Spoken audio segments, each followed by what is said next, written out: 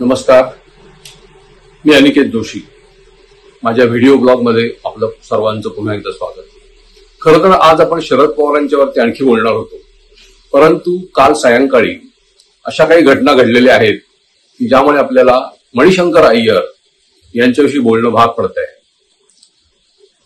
मणिशंकर अय्यर हे एक असे प्रशासकीय अधिकारी आहेत की जे राजकारणात आले आणि राजकारणात अधिक मोठे होऊन गेले.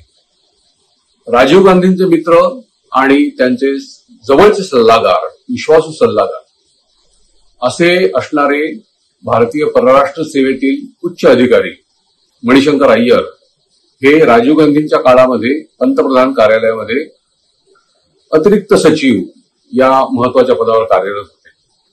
महाराष्ट्राच्या दृष्टीनं अय्यर यांच्यावरती एक अशी गोष्ट आहे महाराष्ट्राच्या बाबतीमध्ये, त्यांनी वीर सावरकरांचा वारंवार अपमान तर केलाच, परंतु ते केंद्रीय पेट्रोलियम मंत्री बनले तेव्हा त्यांनी भारतीय जनता पक्षाच्या सरकारमध्ये राम नाईक यांनी अंदमानच्या बेटावरती जी एक अखंड तेवणारी ज्योत उभी केलेली होती सावरकरांच्या नावानं, ती ज्योत विझवण्याचं काम या अय्यर महाशयांनी पहिलं मंत्री झाल्यानंतर पहिलं काम जे केलं असेल तर ते ज्योत विझवली.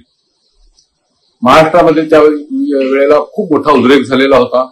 मणिशंकर अय्यर दिसेल तिकडे त्याला हाणा अशा प्रकारची आवाहन बाळासाहेब ठाकरे यांनी केलं होतं. महाराष्ट्र पेटून उठला होता.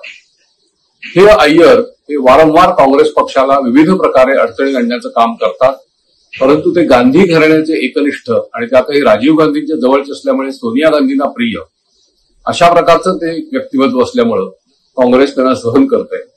काल त्यांनी कहर केला. काल ते असं म्हणाले, एका पुस्तकाच्या प्रकाशन समारंभासाठी दिल्लीमध्ये ते उपस्थित होते. दिल्लीत काम करणाऱ्या अशा ज्या परदेशी पत्रकारांची एक संघटना आहे, त्या संघटनेमध्ये एका पुस्तकाचं अनावरण त्यांनी केलं.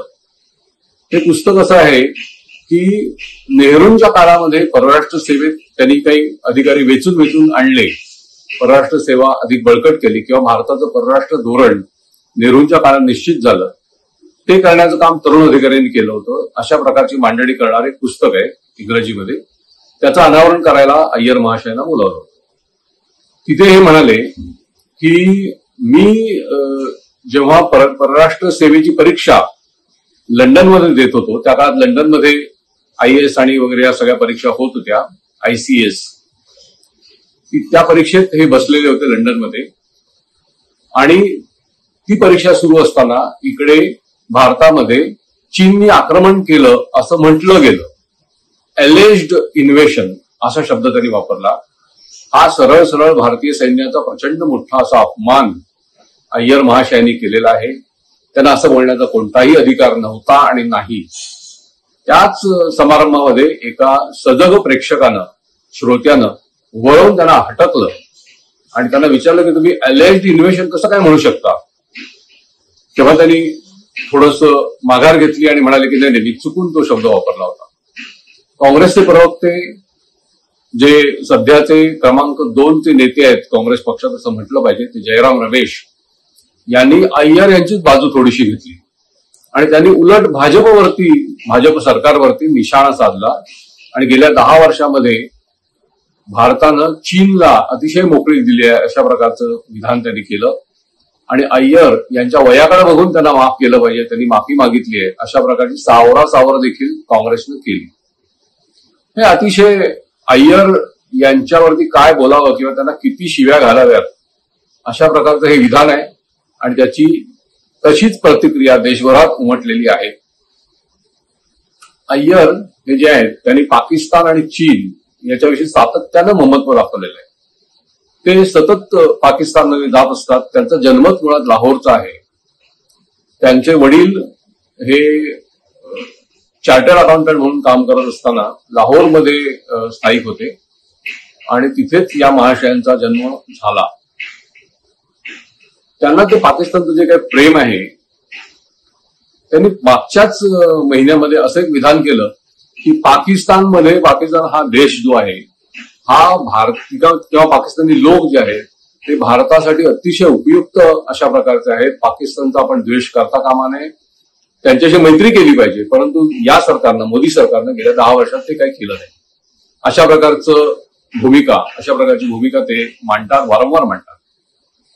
अय्यर यांची सगळ्यात काँग्रेसला अडचणीत आणणारी जी काही विधानं आहेत त्याच्यामध्ये मोदी हे चहाच विकण्याच्या लायकीचे आहेत आणि त्यांनी काँग्रेस महाधिवेशनामध्ये येऊन चहा विकावा, आम्ही त्यांना ती सवलत देऊ, पण असा माणूस देशाचा पंतप्रधान होऊ शकत नाही, अशा प्रकारचं भयंकर विधान, वक्तव्य हे 2013 मध्ये म्हणजे मोदी पंतप्रधान होण्याची जी काही निवडणूक 14 मध्ये वाजली त्याच्या थोडंसं आधी 13च्या अखेरीस आणि जानेवारी 14 या दरम्यान जेव्हा काँग्रेस अधिवेशन भरलं होतं त्यामध्ये हे महाशय अशा प्रकारचं विधान त्यांनी केलं.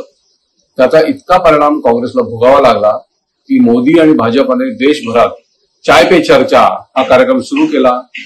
त्यांना योग्य ते परिणाम मिळाले आणि एकूणच चहाच्या पेल्यात काँग्रेसचं तेव्हाची जी काही निवडणूक मोहीम होती ती बुडाली असं आपल्याला आता म्हणता येईल.